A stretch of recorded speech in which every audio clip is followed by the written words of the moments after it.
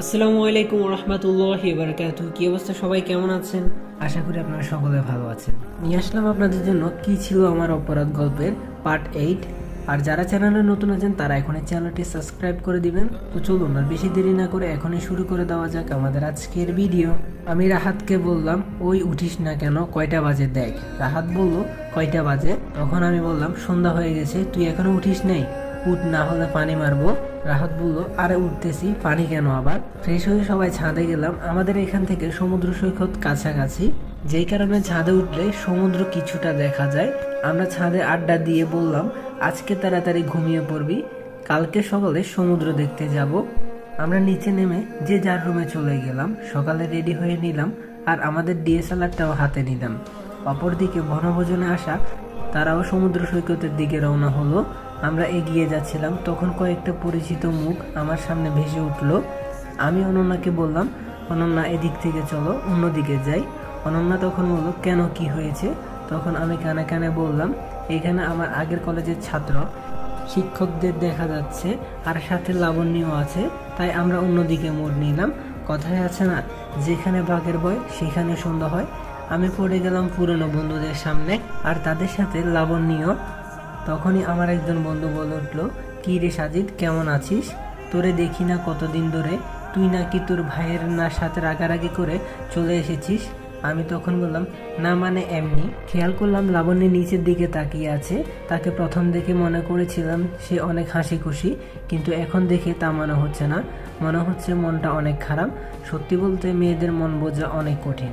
তখন আমি বললাম, ভালোই আছি, তা তোদের কি খবর? কিছুক্ষণ পরে আমার ফোনে একটা কল আসলো। আমি বললাম, আমি আসতেছি। লাবণ্য বলল, ওকে। আর লাবণ্যের সাথে যারা এসেছিল তাদের নিয়ে চলে যায় কিছুটা দূরে। আসলে আমি মিথ্যা বলেছিলাম যাতে এখান থেকে চলে যাওয়া লাগে। আসার সময় লাবণ্য কিছু বলতে চেয়েছিল, কিন্তু আমি শুনিনি। অযথা ওর মায়া পড়ে লাভ নেই, সে তো ছলনাময়ী। আর তাকে তো আমি ভালোবেসেছিলাম, কিন্তু এখন ঘৃণায় বসবাস। আমি চলে আসলাম আমার বন্ধুদের কাছে। তারা জানতে চেয়েছিল ওরা কারা। তখন আমি বললাম, ওরা আমার আগের ফ্রেন্ড। সেদিনের মতো ছবি টবি তুলে আসলাম হোটেলে। এভাবে এক সপ্তাহ ঘুরে আমরা চলে আসলাম। আর লাবণ্য যে কয়দিন ছিল আর দেখা হয়নি। আমার দিনগুলো ভালোই যাচ্ছিল। আর কেটে গেল কয়েক মাস। এর মাঝে আমার বার্ষিক পরীক্ষাও শেষ হয়ে যায়। এই কয়েক মাস অন্যদের কোম্পানি বাংলাদেশের টপ 15-এর মধ্যে 13তমতে চলে এসেছে। আজ পরীক্ষার রেজাল্ট দিবে। পরের দিন সকালে কলেজের জন্য রেডি হয়ে নিচে আসলাম। তার কিছুক্ষণ পর অনন্যা আসলো। আমি তার দিকে তাকিয়ে অবাক, কারণ তাকে আজকে অনেক সুন্দর লাগছে। কেননা তাকে শাড়ি পরতে দেখিনি কখনো। আজ একটা নীল শাড়ি পরেছে, সাথে হালকা মেকআপও করেছে। অনন্যা আমার সামনে এসে চুড়ি বাজালো। তখন আমার ধ্যান ফিরলো। আমি কিছুটা লজ্জায় ফিল করলাম। তখন আমি বললাম, আজকে এত সাজ কী কারণে? অনন্যা একটু হেসে বলল, পরে জানতে পারবে। আমি আর অনন্যা বাসা থেকে বের হলাম। একটা রিক্সা নিয়ে কলেজে চলে আসলাম। আজকে রেজাল্ট দিবে, তা আপনারা আগে থেকে জানেন হয়তো। আপনাদেরকে আগে বলেছিলাম আমাদের রেজাল্ট দিবে। তো তারপর আমরা সবাই আড্ডা দিচ্ছিলাম। কিছুক্ষণ পরে রেজাল্ট বের হয়। আমাদের সবারই ভালো রেজাল্ট হলো, যদিও আমি প্রথম হয়েছি আর অনন্যা দ্বিতীয়। আর বাকি যে কয়জন ছিল তারা সবাই টপ 20 জনের মধ্যে আছে। সবাই মিলে কিছুক্ষণ ওইখানে কথা বললাম। আর কিছুক্ষণ পরে সবাই সবার বাসার দিকে রওনা হলো। আমরাও বাসার উদ্দেশ্যে রওনা হলাম। তখন অনন্যা বলল, চলো আজকে এক জায়গায় ঘুরতে যাব। সাজিদ তখন বলল, কোথায় যাবে? অনন্যা বলল, গেলেই বুঝতে পারবে। সাজিদ তখন বলল, আচ্ছা ঠিক আছে চলো। পরে একটা রিক্সা নিয়ে অনন্যার কথা মতো জায়গাটায় গেলাম। রিক্সাটি একটা পার্কের সামনে আসলো। তা তুমি আমাকে এখানে নিয়ে আসলে কেন? অনন্যা তখন বলল, চলো ভিতরে। তারপর আমরা ভেতরে গেলাম। কিছুক্ষণ আমরা কথা বললাম। অনন্যা তখন হঠাৎ করে বলে উঠলো, আচ্ছা তোমাকে একটা কথা বলি, কিছু মনে করো না। সাজিদ তখন বলল, বলো, কি বলবে?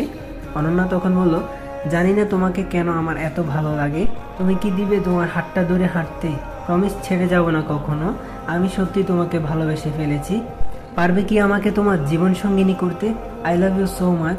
অনন্যা এক নিঃশ্বাসে কথাগুলো বললো। আমি ওর দিকে তাকিয়ে থাকলাম। আমি ওর দিকে দুর্বল। কিছুক্ষণ চুপ থেকে বললাম, আমাকে একটু ভাবতে দাও। অনন্যা তখন বলল, আমি তোমার জন্য সারা জীবন ওয়েট করতে পারবো। এটা বলে হাঁটতে শুরু করলাম। অনন্যাও আমার সাথে ছিল। আমি ওর সাথে যতটা সম্ভব স্বাভাবিক আচরণ করলাম, যদিও আমি আগে বুঝতে পেরেছিলাম সে কিছু একটা করবে। সেদিনের মতো দিনটা ভালোই কাটলো। রাতে একটা চিঠি লিখলাম, কি লিখলাম তা আপনারা অনন্যার মাধ্যমে জানতে পারবেন। এদিকে আঙ্কেল মনে মনে বলছে একজন বিশ্বাসী লোক পেয়েছি, তার সাথে আমি অনন্যার বিবাহ দিব, একদম আমার মনের মতো ছেলেটা। পরের দিন সকালে অনন্যা তাড়াতাড়ি ঘুম থেকে উঠে পড়ে আর আমার রুমে এসে দেখে আমার রুম হালকা চাপানো, ভিতর থেকে লক করা ছিল না। কৌতূহলবশত রুমে প্রবেশ করলো। রুমে গিয়ে দেখে আমি নেই, ওয়াশরুমের দরজা খোলা। সে ভাবলো এত সকালে সে কোথায় গেল। তখন তার চোখ টেবিলে গেল, মোবাইলের নিচে একটা কাগজ আটকানো আর তাতে একটা নোট লেখা। আর অনন্যা নোট পড়তে লাগলো আর সেটাতে লেখা ছিল, আমি তোমাকে অনেক আগে থেকে লাইক করতাম আর তুমি যে আমাকে ভালোবাসো তা আগে থেকেই আমি জানতাম। আমি কিভাবে জানতাম এটাই ভাবছো? তাহলে শোনো, আমি তোমার ডায়েরি পড়ে জেনেছিলাম। আর হ্যাঁ, তুমি ওই দিন তোমার এক আত্মীয়র বাড়িতে গিয়েছিলে আর আমি একটা বই খুঁজতে তোমার রুমে গিয়েছিলাম আর সেইখানে ডায়েরিটা পাই। তোমাকে না জানিয়ে ডায়েরিটা নেওয়ার জন্য সরি। তোমার বাবা মা যদি না মেনে নেয় তুমি আমার সাথে যেতে যে কোনো জায়গায় প্রস্তুত, কিন্তু আমি এতটা স্বার্থপর নয় যে যারা আমাকে আশ্রয় দিল তাদের সাথে বিশ্বাসঘাতকতা করব। আর হ্যাঁ, তুমি নিজের যত্ন নিও, আঙ্কেলের কথা অনুযায়ী চলো, আর উনি যার সাথে বিয়ে ঠিক করেছে তাকে বিয়ে করো। বেঁচে থাকলে আবার হয়তো দেখা হবে। আমি চললাম অজানা গন্তব্যে, ইতি তোমার সাজিদ। এটা পরে অনন্যা কাঁদতে লাগলো। তখন আঙ্কেল আসলো আর বলল, কাঁদছিস কেন? তখন অনন্যা আঙ্কেলকে চিঠিটা দেয় আর বলে, সাজিদ চলে গেছে। আঙ্কেল চিঠিটা পড়ে বসে পড়লো আর বলল, সে একবারও বলতে পারতো। আর আমি তোর জন্য যে ছেলেটা ঠিক করেছিলাম সে আর কেউ নয়, সে হচ্ছে সাজিদ। আমি কি জানতাম সে চলে যাবে? অনন্যা তখন বলল, আমি কিছু জানি না, তুমি আমার সাজিদকে আমার কাছে ফিরিয়ে দাও। আঙ্কেল তখন বলল, চিন্তা করিস না, সে তোর ভাগ্যে থাকলে এমনিতেই আসবে আর আমি তাকে খুঁজে বের করব। অনন্যা তখন বলল, তাই যেন হয়। আর হ্যাঁ, কিছুদিন আগে আঙ্কেল বলেছিল আমি তোর জন্য একটা ছেলে ঠিক করেছি, আর কোনো কথা বলবি না, ছেলেটা অনেক ভালো, তোর লেখাপড়া শেষ হলে আমি ওর সাথে বিয়ে দিব। তখন অনন্যা দেখলাম খাওয়ার টেবিল থেকে চলে গেল। আঙ্কেল তখন মুচকি মুচকি হাসলো। এদিকে আমি ওদের বাসা থেকে বের হয়ে রওনা দিলাম অজানা গন্তব্যে। কোথায় যাব জানি না, পরিচিত কোথাও যাওয়া যাবে না, না হলে অনন্যা জেনে যাবে। এসব কথা ভাবতে থাকলাম আর হাঁটছিলাম। তখন একজনের সাথে ধাক্কা খেলাম। আমি তার দিকে তাকিয়ে আছি। তখন ছেলেটা আমাকে বলল, আজব তো, দেখে চলতে পারেন না। আমি কিছুই বললাম না। তখন ছেলেটা আমার দিকে তাকিয়ে বলল, ভাই আপনি? আমি তখন বললাম, আপনারা হয়তো বুঝছেন না ছেলেটা কে। সে হলো নাইম, ওই যে ছেলেটা যে অনন্যার মোবাইল ছিনতাই করতে গিয়ে চেয়েছিল। এখন নিশ্চয় বুঝতে পেরেছেন কে এই ছেলেটি। তখন আমি বললাম, কেমন আছিস তুই? আর আমাকে তুমি করে বলবি। নাইম তখন বলল, ভাই আল্লাহর রহমতে ভালোই আছি, আর তুমি যে টাকা দিয়েছিলে তা দিয়ে অনেক কষ্ট করে কাজ করেছি। এখন আল্লাহর রহমতে দুটো দোকান দিয়েছি আর দোকানের দুজন কর্মচারী আছে, তবে আমিও মাঝে মাঝে যাই। আর এখন আমি আর মা মোটামুটি একটা বড় বাড়ি নিয়ে থাকি।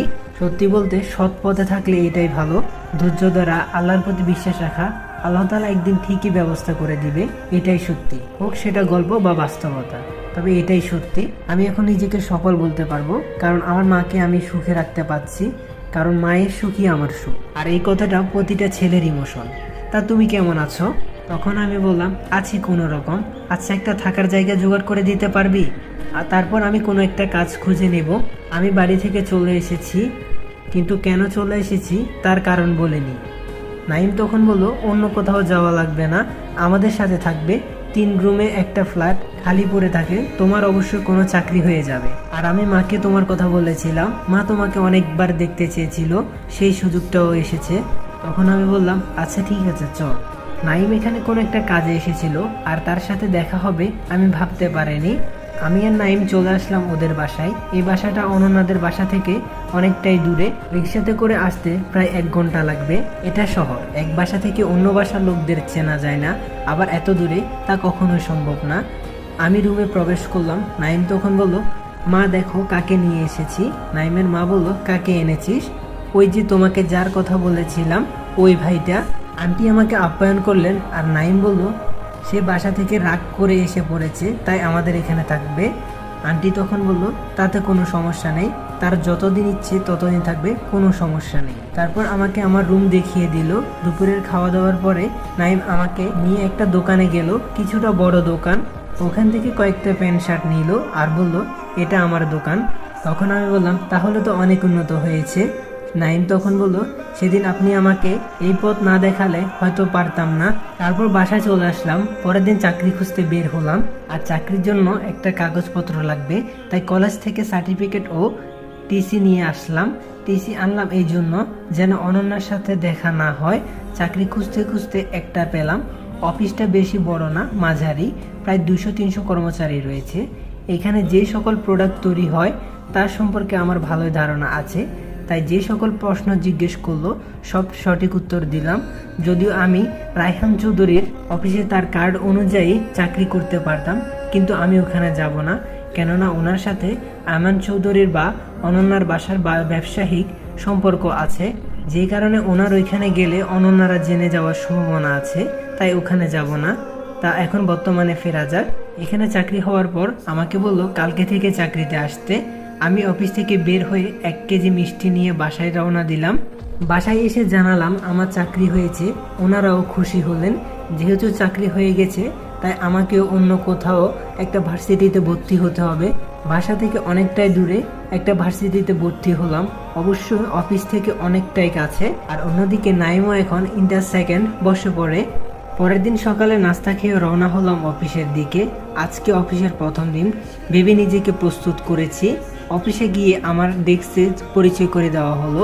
আমি আমার ওখানে গিয়ে বসলাম, আর তখন পিয়ন এসে আমাকে বলল। তো গাইস, ভিডিওটি কেমন লাগলো অবশ্যই কমেন্ট করে জানাবেন। যদি ভালো লেগে থাকে তাহলে এখনই like, comment, share and subscribe করে দিবেন। আর অনেকে হয়তো জানেন আমি ফেসবুক পেজে গল্প দিচ্ছি, ওইখানে নতুন একটা গল্প রানিং চলতেছে, ওইটাও দেওয়া হবে। তো সবাই ফেসবুক পেজে গিয়ে গল্পটা দেখতে পারেন। আমি চেষ্টা করব পেজেও রেগুলার হওয়ার। কালকে ভিডিও না দেওয়ার কারণ হলো আমি খুবই অসুস্থ ছিলাম। অনেকে হয়তো বা জানেন, যারা আমার সাথে পেজে অ্যাড আছে তাদেরকে আমি বলেছিলাম। তো সবাই দেরি না করে পেজটাতে ফলো করে দেন, আর সবাই চ্যানেলটি বেশি বেশি করে সাবস্ক্রাইব করে দেন। আমরা খুব তাড়াতাড়ি ইনশাল্লাহ 30K ফ্যামিলি হব। আমি ভেবেছিলাম ইউটিউবে একসাথে 2টা গল্প দিব, কিন্তু অনেকে বলছেন যাতে আমরা এই গল্পটা শেষ করে তারপর দিই। তো আমিও ভাবলাম হ্যাঁ এটাই শেষ করি আগে। আর হ্যাঁ, নেক্সট গল্প যেটা আসবে সেটা অনেক ধামাকা হবে। তো সবাই ভালো থাকবেন, সুস্থ থাকবেন। খোদা হাফেজ।